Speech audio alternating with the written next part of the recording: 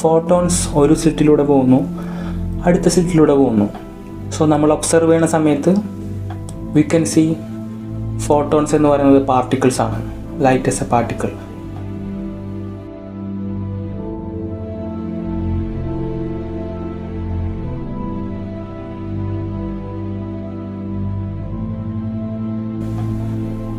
ഫിസിക്സിൽ എന്നും ഉത്തരം കിട്ടാത്തൊരു ചോദ്യമാണ് how.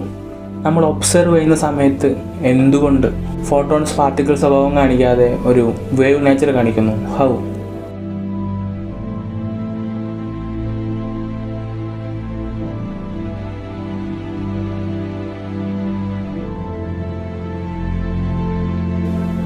How photons know that we are observing the ഫോട്ടോൺസിന് എന്താ ജീവനുണ്ടോ? And something strange is happening between this. What's your thought?